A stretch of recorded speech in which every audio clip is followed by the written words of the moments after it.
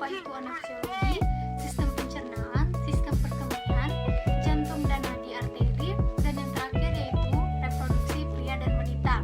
Baiklah, yang pertama yaitu anestesiologi sistem pencernaan. Sistem pencernaan merupakan suatu tatanan yang terbentuk dari adanya hubungan antara bagian yang tergabung dalam saluran pencernaan dan organ aksesoris yang bertujuan untuk menyediakan nutrien, elektrolit, dan air secara terus-menerus bagi kebutuhan tubuh. Sistem ini terdiri dari sel cerna. Yang kedua, pembagian regio abdomen. Regio abdomen berdasarkan 4 kuadran. Yang pertama, regio kuadran atas. Terdapat hati, kandung empedu, duodenum, pankreas, ginjal kanan, dan flexura hepatica. Dan yang kedua yaitu regio kuadran kiri atas. Terdapat lambung, limfa, ginjal kiri, pankreas, dan flexura lienalis. Selanjutnya ada regio kuadran kanan bawah. Terdapat celiakum, appendix, ovarium, dan tuba fallopi. Dan yang terakhir ada regio kuadran kiri bawah. Terdapat kolon sigmoid, ovarium, dan tuba fallopi. Yang ketiga, proses penting sepanjang saluran pencernaan. Yang pertama ada ingestif, sekresi, digestif, dan absorpsi. Baiklah, yang selanjutnya yaitu struktur dinding saluran pencernaan. Yang pertama ada lapisan serosa, merupakan lapisan keluar yang dihubungkan dengan peritorium. Yang kedua, lapisan otot polos longitudinal dan sirkuler. Plecuis aureus berfungsi sebagai motorik. Lapisan submukosa plecuis mesier berfungsi sensorik yang kaya akan pembuluh darah, saraf, dan pembuluh limpatik. Dan yang terakhir ada lapisan mukosa, merupakan lapisan terdalam. Terdapat banyak kelenjar yang mengekresi enzim-enzim pencernaan. Yang selanjutnya ada sistem peredaran sel cerna. Sirkulasi darah ke saluran pencernaan berasal dari aorta yang bercabang menjadi arteri celiac, gastralik, sphenic, hepatica, ilaika interna dan externa, arteri superior dan inferior. 20% dari cardiac output dikirim ke sel cerna untuk mendukung metabolisme. Sistem pena terdiri dari vena gastria, sphenic, dan pena-pena yang lain yang bermuara ke vena hepatica, vena cava inferior, dan kembali ke jantung. Yang selanjutnya ada susunan saluran pencernaan dan aksesorisnya. Yang pertama ada kanal alimentari atau saluran cerna, mulut, faring, esofagus, lambung, ingesti, usus halus. Terdapat duodenum, jejunum, dan ileum. Baiklah, seperti apa saluran pencernaan manusia? Saluran pencernaan manusia pertama yaitu masuk melalui mulut. Pencernaan di dalam mulut terdapat pencernaan secara kimiawi dan mekanik. Di dalam mulut terdapat organ aksesori yang membantu pencernaan makanan, yaitu lidah, gigi, dan kelenjar air liur. Mulut berfungsi untuk mengunyah makanan menjadi lebih halus dan lunak, agar lebih mudah untuk ditelan dan dicerna. Gigi memotong makanan menjadi potongan-potongan kecil yang dibasahi oleh air liur sebelum lidah dan otot-otot lain mendorong makanan ke dalam parit dan melewatkannya ke dalam kerongkongan atau esofagus. Sesudah melalui mulut, kemudian makanan tersebut masuk ke kerongkongan atau esofagus. Esofagus adalah saluran penghubung antara mulut dan lambung yang letaknya di antara tenggorokan dan lambung. Kerongkongan sebagai jalan untuk makanan yang telah dikunyah dari mulut menuju lambung. Otot kerongkongan dapat berkontraksi sehingga mendorong makanan masuk ke dalam lambung. Gerakan ini disebut dengan gerakan peristaltik. Yang selanjutnya yaitu lambung. Lambung memiliki 3 fungsi utama dalam sistem pencernaan. Yang pertama yaitu untuk menyimpan makanan dan cairan yang tertelan, untuk mencampur makanan dan cairan pencernaan yang diproduksinya, dan perlahan-lahan mengosongkan isinya ke dalam usus kecil. Hanya beberapa zat seperti air dan alkohol yang dapat diserap langsung dari lambung. Zat-zat makanan lainnya harus menjalani proses pencernaan lambung. Dinding otot perut yang kuat mencampur dan mengocok makanan dengan asam dan enzim, memecahnya menjadi bagian-bagian yang lebih kecil. Makanan diolah menjadi bentuk semi padat yang disebut chimi. Setelah makan, simi perlahan dilepaskan sedikit demi sedikit melalui pyloric sphincter, sebuah cincin otot antara lambung dan bagian pertama dari usus halus yang disebut duodenum. Setelah melalui lambung, makanan masuk ke dalam usus halus. Usus halus terbagi menjadi 3 bagian. Yang pertama yaitu ada duodenum, usus 12 jari. Yang kedua ada jejunum, bagian tengah melingkar. Dan yang terakhir ada ileum, bagian terakhir. Usus halus memiliki 2 fungsi penting, yaitu proses pencernaan selesai di sini oleh enzim dan zat lain yang dibuat oleh sel usus, pankreas, dan hati. Yang kedua, usus halus menyerap nutrisi dari proses pencernaan. Dinding bagian dalam dari usus halus ditutupi oleh jutaan pili dan mikrofili. Kombinasi keduanya meningkatkan luas permukaan usus halus secara besar-besaran, memungkinkan penyerapan nutrisi terjadi. Dan yang terakhir yaitu usus besar. Fungsi utama dari usus besar adalah membuang air dan garam atau elektrolit dari bahan yang tidak tercerna dan membentuk limbah padat yang dapat dikeluarkan. Bakteri di usus besar membantu memecah bahan yang tidak tercerna. Sisa isi usus besar dipindahkan ke arah rektum, di mana feses disimpan sampai meninggalkan tubuh melalui anus. Baiklah, mungkin itu saja anatomi fisiologi sistem pencernaan yang dapat saya jelaskan.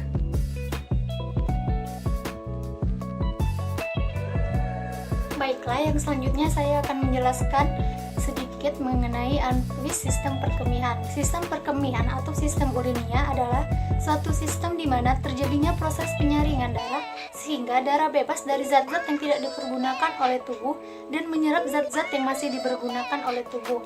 Zat-zat yang tidak dipergunakan oleh tubuh larut dalam air dan dikeluarkan berupa urin atau air kemih. Selanjutnya itu susunan sistem perkemihan atau sistem urinia. Yang pertama ada ginjal. Letak ginjal di belakang vakum abdominalis, di belakang peritoneum pada kedua sisi vertebrata lumbalis 3 dan melekat langsung pada dinding abdomen. Bentuknya seperti biji buah kacang merah. Jumlahnya ada 2, yaitu di bagian kiri dan bagian kanan. Ginjal kiri lebih besar daripada ginjal sebelah kanan.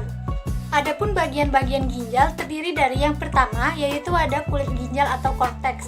Pada kulit ginjal terdapat bagian yang berfungsi melaksanakan penyaringan darah yang disebut nefron. Pada tempat penyaringan darah ini banyak mengandung kapiler-kapiler darah yang tersusun bergumpal-gumpal disebut glomerulus. Tapi glomerulus dikelilingi oleh symphybomen dan gabungan antara glomerulus dengan symphybomen disebut badan Malpighi. Penyaringan darah terjadi pada badan Malpighi, yaitu di antara glomerulus dan symphybomen. Zat-zat yang terlarut dalam darah akan masuk ke dalam symphybomen. Di sini, maka zat-zat tersebut akan menuju ke pembuluh yang merupakan lanjutan dari symphybomen yang terdapat di dalam sumsum ginjal. Yang kedua yaitu ada sumsum ginjal atau medula. Sumsum ginjal terdiri dari beberapa badan berbentuk kerucut yang disebut piramid renal. Dengan dasarnya menghadap korteks dan puncaknya disebut apex atau papilla renalis. Satu piramid dengan jaringan korteks di dalamnya disebut lobus ginjal. Piramid antara 8 hingga 18 buah tampak bergaris-garis karena terdiri atas berkas saluran paralel. Di antara piramid terdapat jaringan korteks yang disebut dengan kolumna renal. Pada bagian ini berkumpul ribuan pembuluh halus yang merupakan lanjutan dari symphybomen. Di dalam pembuluh halus ini terangkut urin yang merupakan hasil penyaringan darah dalam badan Malpighi setelah mengalami berbagai proses. Yang ketiga yaitu ada rongga ginjal atau pelvis renalis. Pelvis renalis adalah ujung ureter yang berpangkal di ginjal, berbentuk cerobong lebar sebelum berbatasan dengan jaringan ginjal. Pelvis renalis bercabang 2 atau 3 disebut calyx mayor, yang masing-masing bercabang membentuk beberapa calyx minor yang langsung menutupi pelvis renalis dari piramid. Adapun fungsi-fungsi jari ginjal yaitu mengekresi zat-zat sisa metabolisme yang mengandung nitrogen, misalnya amonia. 2. Mengekresikan zat-zat yang jumlahnya berlebihan, misalnya gula dan vitamin, dan berbahaya, misalnya obat-obatan, bakteri, dan zat warna. Yang ketiga, mengatur keseimbangan air dan garam dengan cara osmoregulasi. Dan yang keempat, mengatur tekanan darah dalam arteri dengan mengeluarkan kelebihan asam atau basa. Selanjutnya yaitu tes fungsi ginjal terdiri dari yang pertama yaitu tes untuk protein albumin. Bila kerusakan pada glomerulus atau tubulus, maka protein dapat bocor masuk ke dalam urin. Yang kedua, mengukur konsentrasi urenum darah. Bila ginjal tidak cukup mengeluarkan urenum, maka urenum darah naik di atas kadar normal. Yang ketiga, tes konsentrasi. Dilarang makan atau minum selama 12 jam untuk melihat sampai seberapa tinggi berat jenisnya naik. Dan selanjutnya ada peredaran darah dan persarapan ginjal. Peredaran darah. Ginjal mendapat darah dari aorta abdominalis yang mempunyai percabangan arteri renalis yang berpasangan kiri dan kanan dan bercabang menjadi arteri interbolus. Baiklah, yang selanjutnya yaitu peredaran darah dan persarapan ginjal. Yang pertama, peredaran darah. Ginjal mendapat darah dari aorta abdominalis yang mempunyai percabangan arteri renalis yang berpasangan kiri dan kanan dan bercabang menjadi arteri interlobaris, kemudian menjadi arteri aquota arteria interlobularis yang berada di tepi ginjal bercabang menjadi kapiler membentuk gumpalan yang disebut dengan glomerulus dan dikelilingi oleh alat yang disebut dengan Simpay Bowman. Di dalamnya terjadi pencadangan pertama dan kapiler darah yang meninggalkan Simpay Bowman kemudian menjadi vena renalis masuk ke vena cava inferior. Yang kedua yaitu persarapan ginjal. Ginjal mendapat persarapan dari plexus renalis atau vasomotor. Saraf ini berfungsi untuk mengatur jumlah darah yang masuk ke dalam ginjal. Saraf ini berjalan bersamaan dengan pembuluh darah yang masuk ke ginjal. Anak ginjal atau kelenjar suprarenal terdapat di atas ginjal yang merupakan sebuah kelenjar buntu yang menghasilkan dua macam hormon, yaitu hormon adrenalin dan hormon kortison. Baiklah, selanjutnya ada ureter, terdiri dari dua saluran pipa masing-masing bersambung dari ginjal ke kandung kemih, vesika urineria. Panjangnya kurang lebih sekitar 25-30 cm dengan penampungan kurang lebih sebanyak 0,5 cm. Ureter sebagian terletak di dalam rongga abdomen dan sebagian terletak dalam rongga pelvis. Lapisan dinding ureter terdiri dari yang satu ada dinding luar jaringan ikat, jaringan fibrosa. Yang kedua, lapisan tengah otot polos, dan yang ketiga, lapisan sebelah dalam mukosa. Lapisan dinding ureter menimbulkan gerakan-gerakan peristaltik tiap 5 menit sekali yang mendorong air kemih masuk ke dalam kantung kemih atau vesika urinia. Gerakan peristaltik mendorong urin melalui ureter yang diekskresikan oleh ginjal dan disemprotkan dalam bentuk pancaran melalui osteum uretralis masuk ke dalam kandung kemih. Yang selanjutnya ada tahap-tahap pembentukan urin. Tahap-tahap pembentukan urin yang pertama ada proses filtrasi. Proses filtrasi terjadi di glomerulus. Sebagian yang tersaring adalah bagian jaringan darah, kecuali protein. Cairan yang tersaring ditampung oleh Simpay Bowman yang terdiri dari gula, air sodium, klorida, sulfat, bikarbonat, diteruskan ke seluruh ginjal. Yang kedua yaitu proses reabsorpsi. Terjadi penyerapan kembali sebagian besar dari glukosa, sodium, klorida, fosfat, dan beberapa ion karbonat. Prosesnya terjadi secara pasif yang dikenal dengan obligator reabsorpsi. Terjadi pada tubulus atas, sedangkan pada tubulus ginjal bagian bawah terjadi kembali penyerapan dan sodium dari ion karbonat. Bila diperlukan, akan diserap kembali ke dalam tubulus bagian bawah. Penyerapannya terjadi secara aktif dikenal dengan reabsorpsi fakultatif dan sisanya dialirkan pada pupila renalis. Yang ketiga ada augmentasi atau penyerapan kembali. Proses ini terjadi dari sebagian tubulus contortus distal sampai tubulus pengumpul. Pada tubulus pengumpul masih terjadi penyerapan ion Na+, Cl, dan urea sehingga terbentuklah urin yang sesungguhnya. Dari tubulus pengumpul, urin yang dibawa ke pelvis renalis lalu dibawa ke ureter. Dari ureter, urin dialirkan menuju ke vesika urinea atau kantung kemih yang merupakan tempat penyimpanan urin sementara.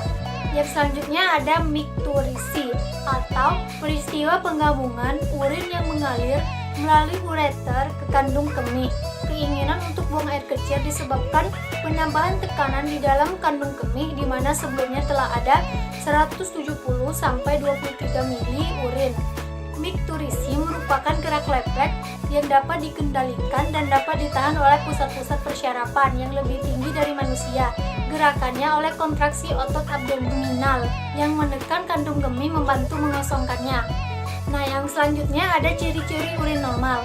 Rata-rata dalam satu hari 1,2 liter, tapi berbeda-beda sesuai dengan jumlah cairan yang masuk. Warnanya bening oranye pucat tanpa endapan, baunya tajam, reaksinya sedikit asam, terdapat lakmus dengan pH rata-rata 6. Baiklah, itu saja yang dapat saya jelaskan mengenai sistem atau anafisiologi sistem perkemihan.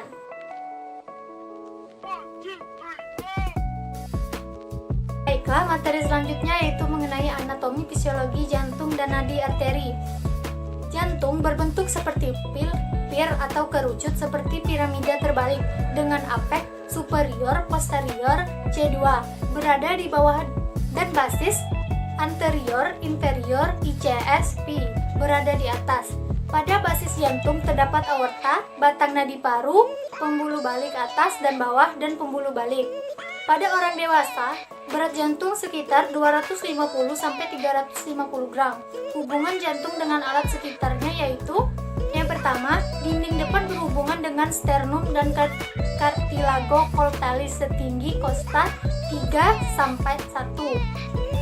Samping berhubungan dengan paru dan fascies mediastilalis. Atas setinggi torakol 4 dan cervical 2, berhubungan dengan aorta pulmonalis, bronchus dextra dan bronchus sinistra.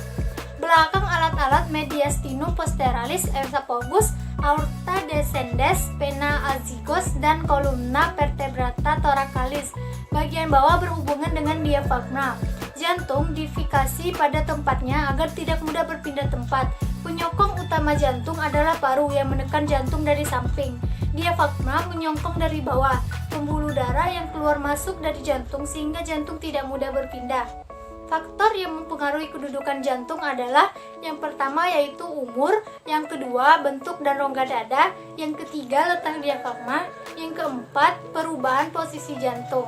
Otot jantung terdiri dari 3 lapisan. Yang pertama adalah lapisan luar atau perikardium, berfungsi sebagai pelindung jantung atau merupakan kantong pembungkus jantung yang terletak di mediastinum minus dan di belakang corpus sterni dan rawan iga 2-4 yang terdiri dari 2 lapisan fibrosa dan serosa, yaitu lapisan parietal dan visceral. Di antara 2 lapisan jantung ini terdapat lender sebagai pelican untuk menjaga agar gesekan perikardium tidak mengganggu jantung. Yang kedua ada lapisan tengah atau myokardium, lapisan otot jantung yang menerima darah dari arteri koronaria. Susunan myokardium yaitu: yang pertama ada otot atria, yang kedua otot ventrikuler, dan yang ketiga yaitu otot atrioventrikuler. Dan yang terakhir ada lapisan bagian dalam atau endokardium, dinding dalam atrium yang diliputi oleh membran yang mengkilat yang terdiri dari jaringan endotel atau selaput lender endokardium, kecuali auricula dan bagian depan sinus vena cava. Selanjutnya yaitu ada bagian-bagian dari jantung. Yang pertama ada basis cordis dan apicordis. Berikutnya yaitu alur permukaan jantung. Yang pertama sulcus atrioventricularis mengelilingi batas bawah basis cordis. Yang kedua ada sulcus longitudinalis anterior dari celah arteri pulmonalis dengan auricula sinistra berjalan ke bawah menuju apex cordis. Yang ketiga sulcus longitudinalis posterior dari sulcus coronia sebelum kanan muara vena cava inferior menuju apex cordis. Berikutnya yaitu ruang-ruang jantung. Jantung terdiri dari 4 ruang, yaitu atrium dextra terdiri dari rongga utama dan auricula di luar. Bagian dalamnya membentuk suatu rigi atau crista terminalis. Muara atrium kanan terdiri dari vena cava superior, vena cava inferior, sinus coronarius, ostium atrioventricular dextra. Yang kedua, sisa fetal atrium kanan, fossa ovalis dan annulus ovalis. Yang ketiga, ventricle dextra berhubungan dengan atrium kanan melalui ostium anteroventricle dextrum dan dengan tractus pulmonalis melalui osteum pulmonalis. Dinding ventrikel kanan jauh lebih tebal dari atrium kanan, terdiri dari palpula tricuspidalis dan palpula pulmonalis. Atrium sinistra terdiri dari rongga utama dan auricula. Ventricle sinistra berhubungan dengan atrium sinistra melalui osteum anterioventricle sinistra dan dengan aorta melalui osteum aorta, terdiri dari palpula mitralis dan palpula seminalis aorta. Peredaran darah jantung terdiri dari 3, yaitu yang pertama, arteri koronia kanan, berasal dari sinus anterior aorta, berjalan ke depan antara truncus pulmonalis dan auricula, memberikan cabang-cabang ke atrium dextra dan ventrikel kanan. Yang kedua, arteri koronia kiri, lebih besar dari arteri koronaria dextra. Yang ketiga, aliran vena jantung. Sebagian darah dari dinding jantung mengalir ke atrium kanan melalui sinus coronarius yang terletak di bagian belakang siculus anterior-ventricularis, merupakan lanjutan dari vena. Nah, selanjutnya yaitu fungsi umum otot jantung, yaitu sifat tritrimalis atau otomatis, secara potensial berkontraksi tanpa adanya rangsangan dari luar. Yang kedua, mengikuti hukum gagal atau tuntas. Impuls dilepas mencapai ambang rangsang otot jantung, maka seluruh jantung akan berkontraksi maksimal. Yang ketiga, tidak dapat berkontraksi tetanik. Dan yang keempat, kekuatan kontraksi dipengaruhi panjang awal otot. Berikutnya yaitu ada metabolisme jantung. Seperti otot kerangka, otot jantung juga menggunakan energi kimia untuk berkontraksi. Energi terutama berasal dari metabolisme asam lemak dalam jumlah yang lebih kecil dari metabolisme zat gizi, terutama laktat dan glukosa. Proses metabolisme jantung adalah aerobik yang membutuhkan oksigen. Yang ketiga, pengaruh ion pada jantung. 1. Pengaruh ion kalium. Kelebihan ion kalium pada chest menyebabkan jantung dilatasi, lemah, dan frekuensi lambat. Yang kedua, pengaruh ion kalsium. Kelebihan ion kalsium menyebabkan jantung berkontraksi spatis. Yang ketiga, pengaruh ion natrium menekan fungsi jantung. Berikutnya ada siklus jantung. Siklus jantung terdiri dari 4 pompa yang terpisah, yaitu 2 pompa primer atrium dan 2 pompa tenaga ventrikel. Periode akhir kontraksi jantung sampai kontraksi berikutnya disebut siklus jantung. Selanjutnya ada fungsi jantung sebagai pompa. 5 fungsi jantung sebagai pompa, yaitu yang pertama fungsi atrium sebagai pompa, yang kedua fungsi ventrikel sebagai pompa, yang ketiga periode ejeksi, yang keempat diastol, dan yang kelima periode relaksasi isometrik. 2 cara dasar pengaturan kerja pemompaan jantung. Yang pertama, autoregulasi intrinsik. Pemompaan akibat perubahan volume darah yang mengalir ke jantung. Yang kedua, refleks mengawasi kecepatan dan kekuatan kontraksi jantung melalui saraf otonom. Berikutnya ada curah jantung. Normal jumlah darah yang dipompakan ventrikel kiri dan kanan sama besarnya. Jumlah darah yang dipompakan ventrikel selama 1 menit disebut curah jantung atau cardiac output. Faktor-faktor utama yang mempengaruhi otot jantung yaitu beban awal, kontraktilis, beban akhir. Periode pekerjaan jantung terdiri dari 3. Yang pertama, periode sistol, yang kedua, periode distol, dan yang ketiga, periode istirahat. Berikutnya yaitu ada bunyi jantung. Tahapan bunyi jantung, yang pertama, bunyi pertama yaitu dop, dan bunyi kedua dop. Bunyi ketiga lemah dan rendah, 1/3 jalan diastolik individu muda. Dan bunyi yang keempat kadang-kadang dapat didengar segera sebelum bunyi pertama.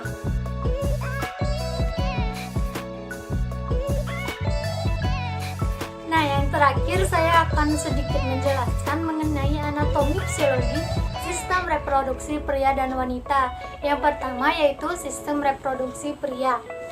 Sistem reproduksi pria terdiri dari struktur luar dari sistem reproduksi pria, yaitu penis, skrotum atau kantung zakar, dan testis, buah zakar. Yang pertama yaitu penis, terdiri dari akar, menempel pada dinding perut. Yang kedua, badan merupakan bagian tengah dari penis. Yang ketiga, glans penis, ujung penis yang berbentuk seperti kerucut. Lubang uretra, saluran tempat keluarnya semen dan air kemih. Terdapat di umum gland penis. Dasar gland penis disebut korona. Pada pria yang kedua ada skrotum. Skrotum merupakan kantung berkulit tipis yang mengelilingi dan melindungi testis. Skrotum juga bertindak sebagai sistem pengontrol suhu untuk testis. Karena agar sperma berbentuk secara normal, testis harus memiliki suhu yang sedikit lebih rendah dibandingkan dengan suhu tubuh. Otot kremaster pada dinding skrotum akan mengendur atau mengencang sehingga testis menggantung lebih jauh dari tubuh. Yang ketiga yaitu testis. Testis berbentuk lonjong dengan ukuran sebesar buah zaitun dan terletak di dalam skrotum. Biasanya testis kiri agak lebih rendah dari testis kanan. Testis menghasilkan follicle stimulating hormone atau FSH dan luteinizing hormone atau LH, juga merupakan testosteron. Fungsi testis terdiri dari membentuk gamet-gamet baru yaitu spermatozoa, dilakukan di tubulus seminiferus. Yang kedua, menghasilkan hormon testosteron, dilakukan oleh sel interstisial, sel Leydig.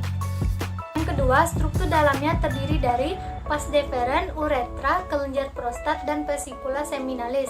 Yang pertama, vas deferens. Vas deferens merupakan saluran yang membawa sperma dari epididymis. Saluran ini berjalan ke bagian belakang prostat lalu masuk ke dalam uretra dan membentuk ductus ejaculatorius. Struktur lainnya, misalnya pembuluh darah dan saraf, berjalan bersama-sama vas deferens dan membentuk korda spermatika. Yang kedua, uretra. Uretra memiliki dua fungsi, yaitu sebagai bagian dari sistem kemih yang mengalirkan air kemih dari kantung kemih dan bagian dari sistem reproduksi yang mengalirkan zaman. Yang ketiga ada kelenjar prostat. Kelenjar prostat terletak di bawah kandung kemih di dalam pinggul dan memiliki bagian tengah dari uretra. Biasanya ukurannya sebesar walnut dan akan membesar sejalan dengan pertambahan usia. Prostat mengeluarkan sekret cairan yang bercampur sekret dari testis. Perbesaran prostat akan membendung uretra dan menyebabkan retensi urin. Kelenjar prostat merupakan suatu kelenjar yang terdiri dari 30 sampai 50 kelenjar yang terbagi atas 4 lobus. Yang pertama yaitu lobus posterior, lobus lateral, lobus anterior, dan lobus medial. Yang keempat ada vesicula seminalis. Yang kelima ada epididymis, dan yang terakhir ada ductus deferens. Nah, selanjutnya yaitu struktur sperma. Sperma diproduksi di testis, organ reproduksi pria. Pria mulai memproduksi sperma saat pubertas, kurang lebih di usia 15 tahun, dan sebagian besar pria mempunyai sperma dewasa sampai usia tua. Sperma diproduksi sebanyak 300 juta per hari dan mampu bertahan hidup selama 48 jam. Setelah setiap ejakulasi adalah 2-5-6 mili, dan rata-rata jumlah sperma yang diejakulasi adalah 40-100 juta per mililiter. Spermatozoa masak terdiri dari kepala, leher, badan, dan ekor. Yang selanjutnya ada fisiologi sistem reproduksi pria. Hormon pada laki-laki yang pertama ada FSH. Fungsinya untuk menstimulir spermatogenesis. Yang kedua ada LH, menstimulir sel interstisial Leydig untuk memproduksi testosteron. Yang ketiga ada testosteron, bertanggung jawab dalam perubahan fisik laki-laki, terutama organ seks sekundernya. Efek hormon testosteron pada pria. Sebelum lahir, maskulinisasi saluran reproduksi dan genital eksterna mendorong penurunan sistem skrotum. Efek reproduksi. Untuk pertumbuhan dan pematangan organ reproduksi penting dalam spermatogenesis serta untuk pertumbuhan tanda kelamin sekunder. Spermatogenesis. Spermatogenesis adalah perkembangan spermatogonia menjadi spermatozoa, berlangsung selama 64 hari. Spermatogonia berkembang menjadi spermatosit primer. Spermatosit primer menjadi spermatosit sekunder. Spermatosit sekunder berkembang menjadi spermatid. Tahap akhir spermatogenesis adalah pematangan spermatid menjadi spermatozoa. Ukuran spermatozoa adalah 60 mikron. Spermatozoa terdiri dari kepala, badan, dan ekor. Proses pembentukan dan pemasakan spermatozoa disebut spermatogenesis. Spermatogenesis terjadi di tubulus seminiferus. Spermatogenesis mencampur pematangan sel epitel germinal melalui proses pembelahan dan diferensiasi sel yang bertujuan untuk membentuk sperma fungsional. Pematangan sel terjadi di tubulus seminiferus yang kemudian disimpan di epididymis. Dinding tubulus seminiferus tersusun dari jaringan ikat dan jaringan epitelium germinal yang berfungsi pada saat spermatogenesis. Pintalan-pintalan tubulus seminiferus terdapat di dalam ruang-ruang testis atau lobus testis. Satu testis umumnya mengandung sekitar 250 lobulus testis. Tubulus seminiferus terdiri dari sejumlah besar sel epitel germinal yang disebut spermatogenia. Spermatogenia terletak di 2-3 lapisan luar sel-sel epitel tubulus seminiferus. Spermatogenia terus-menerus membelah untuk memperbanyak diri. Sebagian dari spermatogenia berdiferensiasi melalui tahap-tahap perkembangan tertentu untuk membentuk sperma. Pada tubulus seminiferus terdapat sel-sel induk spermatozoa atau spermatogenium, sel-sel tori, dan sel Leydig. Sel-sel tori berfungsi memberi makan spermatozoa, sedangkan sel Leydig yang terdapat di antara tubulus seminiferus yang berfungsi menghasilkan testosteron. Proses pembentukan spermatozoa dipengaruhi oleh kerja beberapa hormon yang dihasilkan kelenjar hipofisis. Yang pertama yaitu ada LH, luteinizing hormon. Fungsinya untuk merangsang sel Leydig untuk menghasilkan hormon testosteron. Pada masa pubertas, androgen atau testosteron memacu tumbuhnya sifat kelamin sekunder. Yang kedua yaitu FSH, follicle stimulating hormone, merangsang sel-sel tori untuk menghasilkan APB atau androgen binding protein yang akan memacu spermatogenium untuk melalui proses spermatogenesis. Proses pemasakan spermatosit menjadi spermatozoa disebut spermiogenesis. Spermiogenesis terjadi di dalam epididymis dan membutuhkan waktu selama 2 hari. Tahap pembentukan spermatozoa dibagi atas 3 tahap. Yang pertama yaitu spermatotitogenesis, merupakan spermatogenia yang mengalami mitosis berkali-kali yang akan menjadi spermatosit primer. Spermatogenia merupakan struktur primitif dan dapat melakukan reproduksi atau membelah dengan cara mitosis. Yang kedua, ada tahap meiosis. Spermatosit primer menjauh dari lamina basalis sitoplasma semakin banyak dan segera mengalami meiosis 1, menghasilkan spermatosit sekunder yang menjadi kromosom. Spermatosit sekunder kemudian membelah lagi secara meiosis 2, membentuk 4 buah spermatid yang haploid juga. Yang terakhir atau yang ketiga, tahapan spermiogenesis merupakan transformasi spermatid menjadi spermatozoa yang meliputi 4 fase, yaitu fase Golgi, fase tutup, fase akrosom, dan fase pematangan. Hasil akhir berupa 4 spermatozoa atau sperma masak. Ketika spermatik dibentuk pertama kali, spermatik memiliki bentuk seperti sel-sel epitel. Namun, setelah spermatik mulai memanjang menjadi sperma, akan terlihat bentuk yang terdiri dari kepala dan ekor. Nah, yang kedua, ada sistem reproduksi wanita, terdiri dari genitalia eksterna atau pulpa. Yang pertama ada tundun, mons veneris. Bagian yang menonjol meliputi simfisis yang terdiri dari jaringan dan lemak. Area ini mulai ditumbuhi pubis hair pada masa pubertas.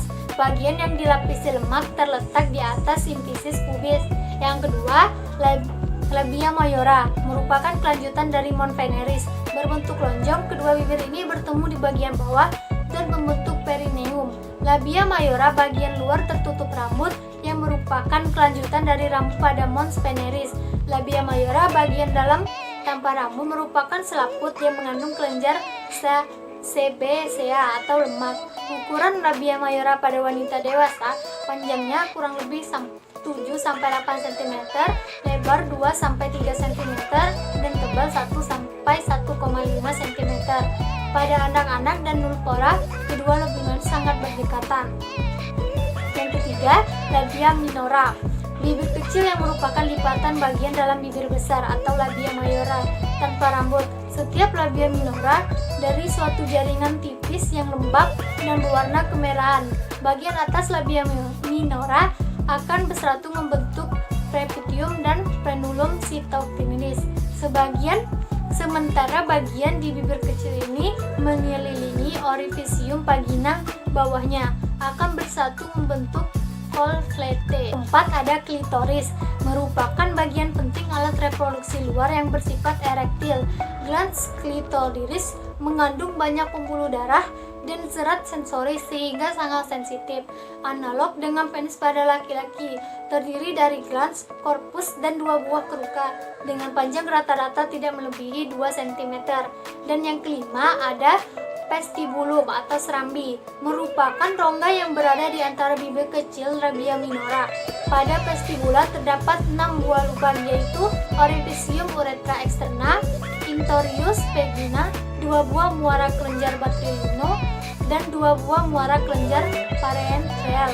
Kelenjar Bartolini berfungsi untuk mengekspresikan cairan mukoid ketika terjadi rangsangan seksual. Kelenjar Bartolini juga menghalangi masuknya bakteri Neisseria gonorrhoeae, merupakan bakteri patogen. Yang keenam, ada himen atau selaput darah, terdiri dari jaringan ikat, kolagen, dan elastis. Lapisan tipis ini yang menutupi sebagian besar dari hilang segama. Di tengahnya berubah supaya kotoran menstruasi dapat mengalir keluar. Bentuk dari himen dan dari masing-masing wanita berbeda-beda. Ada yang berbentuk seperti bulan sabit, konsentrasi, ada yang kaku, dan ada yang lunak. Terakhir, ada perineum, terletak di antara pulpa dan anus, panjangnya kurang lebih 4 cm, dibatasi oleh otot-otot musculus levator ani dan musculus soskius. Otot-otot berfungsi untuk menjaga kerja dari sphincter ani. Nah, selanjutnya ada genitalia interna, terdiri dari yang pertama yaitu vagina, merupakan saluran musculo-membranus yang menghubungkan rahim dengan pulpa. Jaringan muskulusnya merupakan kelanjutan dari musculus sphincter ani dan musculus levator ani. Oleh karena itu dapat dikendalikan. Vagina terletak antara kandung kemih dan rektum. Panjang bagian depannya sekitar 9 cm dan dinding belakangnya sekitar 11 cm. Bagian serviks yang menonjol ke dalam vagina disebut portio. Portio urteri membagi puncak vagina menjadi fornix anterior, fornix dextra, fornix posterior, fornix sinistra. Sel dinding vagina mengandung banyak glikogen yang menghasilkan asam susu dengan pH 4,5. Keasaman vagina memberikan proteksi terhadap infeksi. Fungsi utama vagina yaitu yang pertama, saluran untuk mengeluarkan lendir uterus dan darah menstruasi. Dan yang kedua, jalan lahir pada waktu persalinan. Selanjutnya ada uterus, merupakan jaringan otot yang kuat terletak di pelvis minor di antara kandung kemih dan rektum. Dinding belakang dan depan dan bagian di atas tertutup peritoneum, sedangkan bagian bawah berhubungan dengan kandung kemih. Berikutnya ada tuba fallopi. Tuba fallopi merupakan tubulum muskuler dengan panjang 12 cm dan diameternya antara 3-8 mm. Fungsi tubulus sangat penting, yaitu untuk menangkap ovum yang dilepaskan saat ovulasi, sebagai saluran dari spermatozoa dan ovum dan hasil konsepsi, tempat terjadinya konsepsi dan tempat pertumbuhan dan perkembangan hasil konsepsi, sampai mencapai bentuk blastula yang siap melakukan implantasi. Berikutnya ada ovarium, merupakan kelenjar berbentuk buah kenari, terletak di kiri dan kanan uterus di bawah tuba uterina dan terkait di sebelah belakang oleh ligentium lantum uterus. Setiap bulan bulan, sebuah folikel berkembang dan sebuah ovum dilepaskan. Pada saat kira-kira pertengahan hari ke-14 siklus menstruasi. Ovulasi adalah pematangan folikel, gegraf, dan mengeluarkan ovum.